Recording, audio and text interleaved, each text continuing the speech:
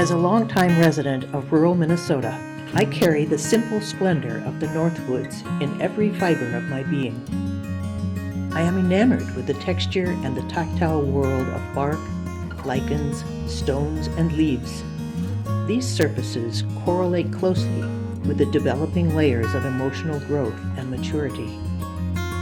Nature is constantly shedding the old as the new revitalizes and replaces that which exists. Through my work, I focus on the familiar while calling upon the viewer to see from a new perspective. Themes of awareness, healing, growth, and renewal infuse my artworks, inviting discovery, inspiration, rest, and appreciation of the natural world. The innovative use of encaustic painting echoes the solace of natural settings.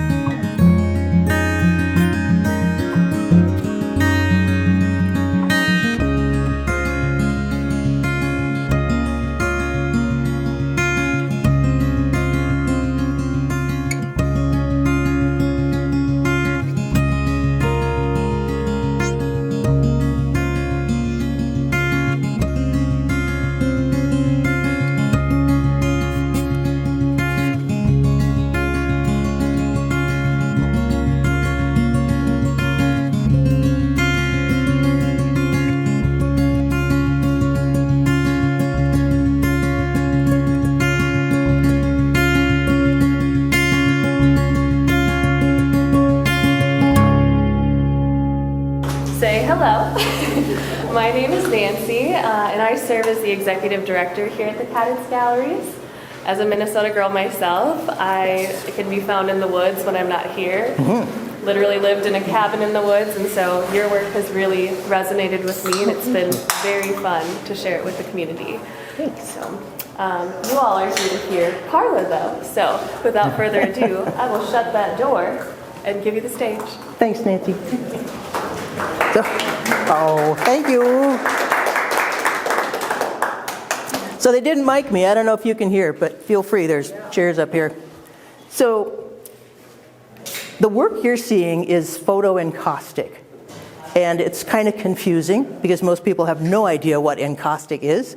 Consider it painting with wax because it's beeswax and then a little bit of damar resin, which comes from the Mediterranean, is mixed in to give it more durability. So if you had your candles at home and you can put your thumbnail in them, they don't have any resin in them. So this just gives it more durability.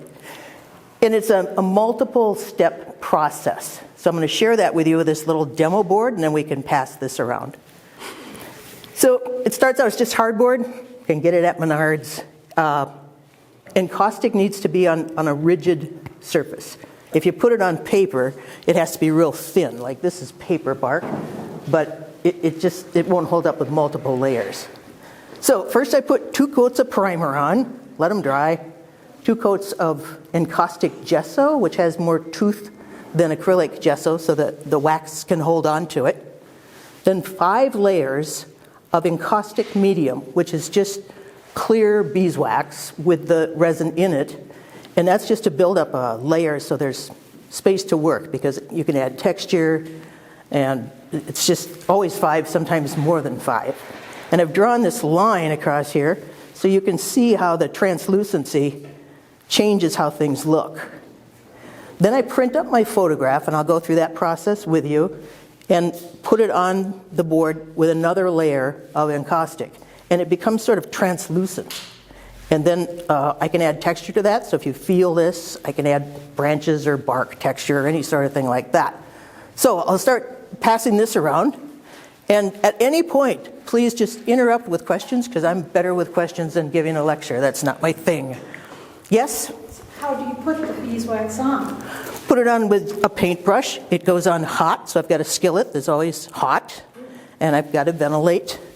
Then I put it on, and every layer that beeswax that goes on has to be fused. So when I'm doing a really large piece, I fuse with a torch, because it's a lot faster.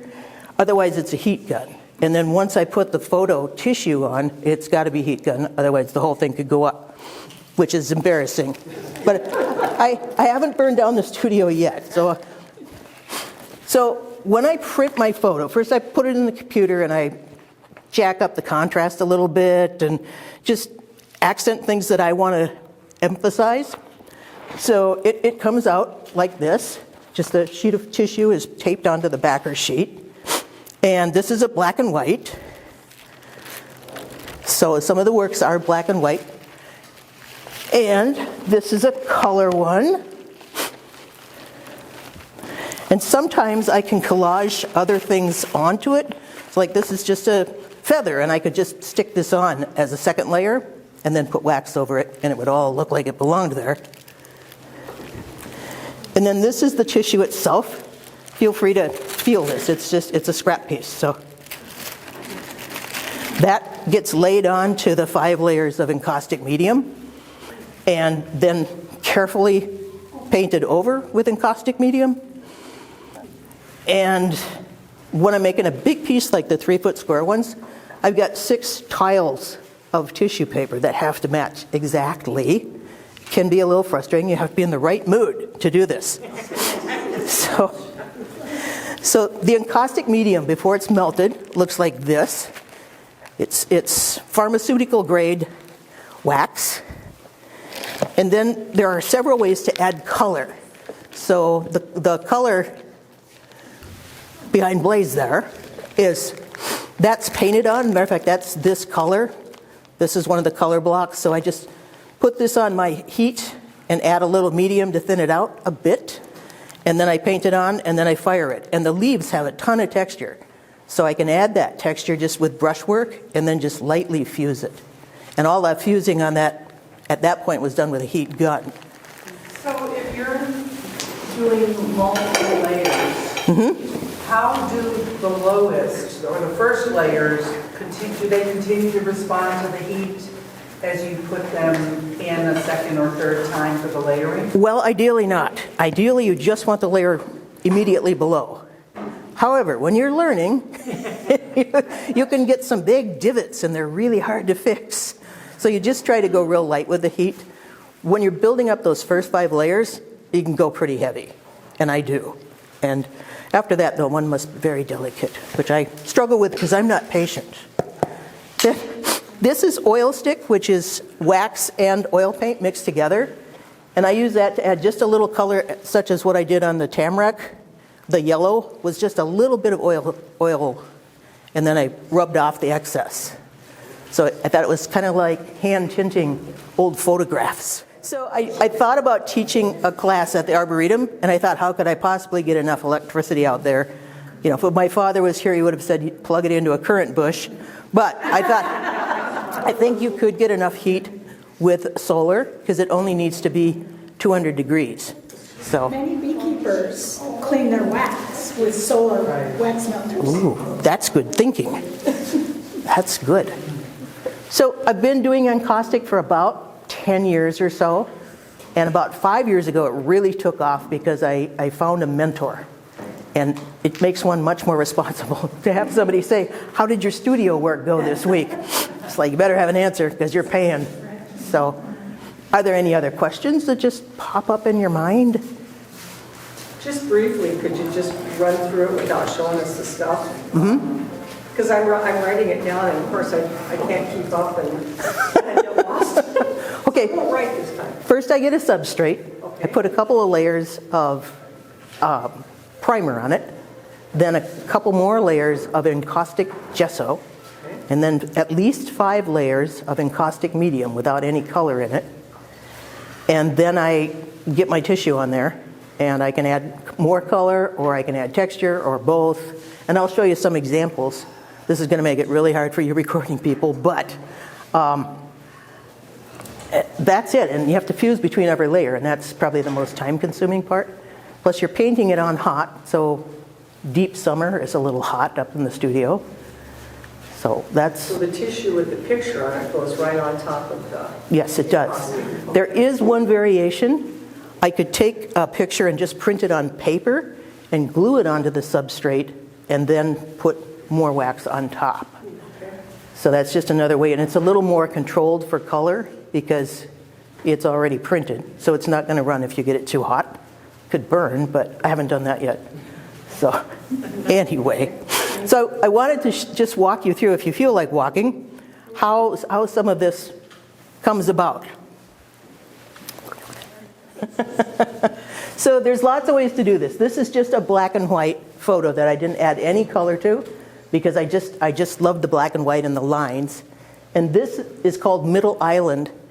It's a photo that was taken on a 4-lane highway. This was in the median. And I drove by it for years before I actually saw it. And one day the light was just right, so I took my photo and I've played with it since then. So there's a lot of texture here, but it's just the texture of smoothing the wax over the photo.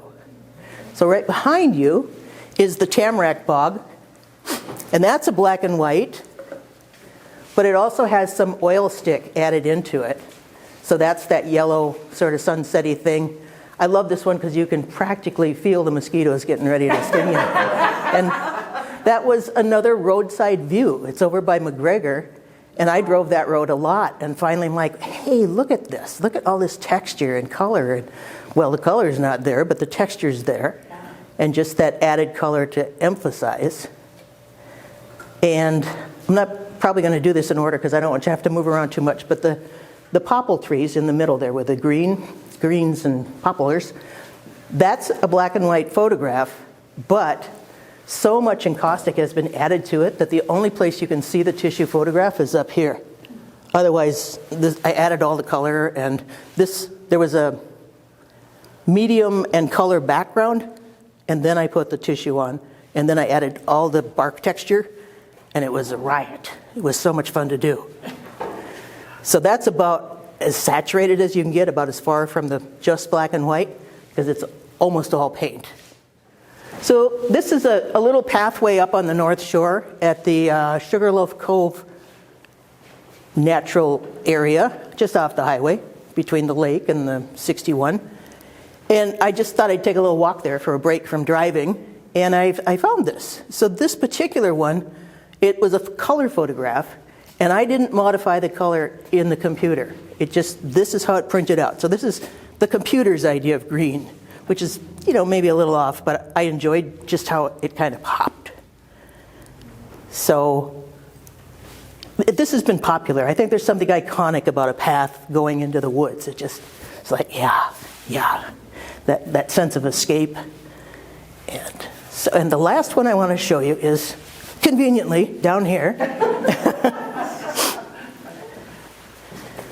And this is a black and white photograph, but sometimes I like to really emphasize certain aspects. So here the lichens on the birch trees just caught my eye, and so I emphasize those. This is textured, colored and textured, and then this is Arch's cover paper, which is a real thick paper, and I was able to lay this on a flat palette and I put lines of wax on the palette and then put the paper down.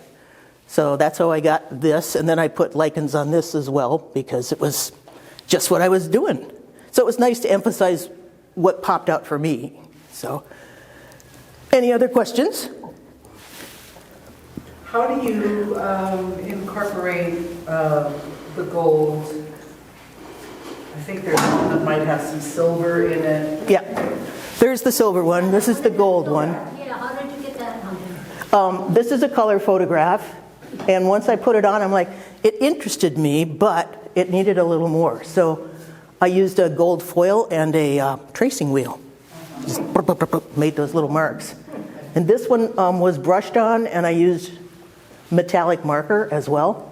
And it's pretty subtle, but it's the night wind, so that would be kind of subtle, I think. Yeah. So good question. Thank you. How long does it take to produce one? About 10 years. Because, every experience is different. Some go really quickly. Where is it? the one, oh, back here, the blue one, the secret language of the wind, happened in about 3 hours. And it had a life of its own. And I just walked away from the studio just stunned. Because, like, here's this thing. So the photograph on that one is an oak tree and a real photograph. But the branch in the foreground, I couldn't find a photo of the branch I wanted. I took lots of photos of oak trees. And finally said, well, what I want is, and I started drawing, and it just came out. And I'm like, okay, it had a life of its own. So that one was easy, 3 hours. But most of the large ones, it's usually over a couple of days because the heat does build up if you use a lot of heat. So I usually will set up the medium and then let it cool completely, and then the next day put on the tissue paper and more color or texture. So, plus I build my own substrate, so it's probably a minimum of 20 hours on those really big ones. Because they're different. I mean, the black and white one, pretty fast. The one with the gold leaves, that one took a long time because it's 2 photographs, and then the leaves, and the leaves have texture. So it all depends. How do you put the 2 photographs together? In that one, I just printed them on tissue paper and matched them up. Which ones here are printed on just regular paper? You said you just take right off the computer. I don't have any here. Oh, okay, okay. These are all tissue paper. Yeah, I don't usually use that technique. I have used it just to say I've tried it, but I like this better. Yeah. Just so unique. Yeah, thanks. So. Those ones that you pass around that are really fine, they're like Indian paper, do you put them on regular paper and then transfer them over? Yeah, I have to have a transfer sheet, so this is just a... Yeah, but I can't see where you have it, but whether really, you had it on a board, and it was really good, they were transparent in between. Yeah, well, once they take the tissue off, I mean, it is transparent, so But you put it on sort of translucent. regular paper and then you're transparent, right? Well, I printed on this, which is a backer sheet Yeah. with the tissue paper taped on it, Yeah, oh. which is That's kind of nice. exacting, too. You have to be in the right mood to put that tape on straight. You must have to have a bigger computer, bigger printer. Yeah, the printer takes a 13-inch wide Yeah, piece. Yeah, you have to have a bigger So, printer, not yeah. a small printer. Right, Oh. yeah. Anyone else? Beautiful work. Yes. Thank you. Thank you. Yes. You probably said this, so when you have the off the printer Mm-hmm. with the paper underneath, you put that whole thing on, or do you take the tissue? No, I cut around the perimeter where the tape is, Yes, okay, and then I have this piece of floppy tissue paper, and thanks. one needs to be a little careful after that.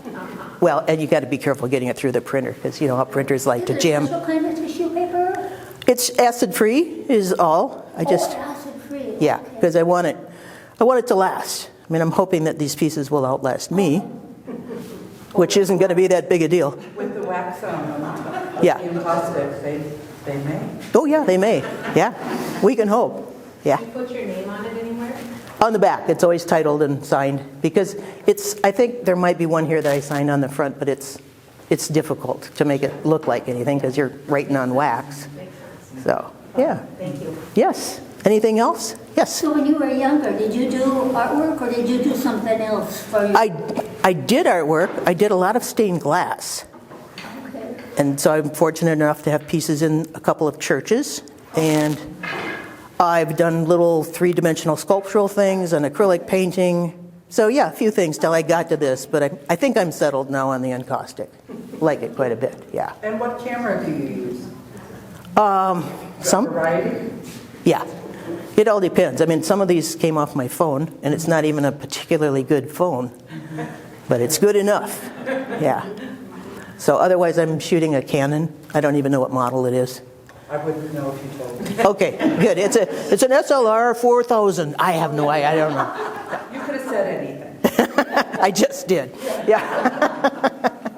If there are no further questions, I would just like to thank you all for being here. This has just been such a pleasure.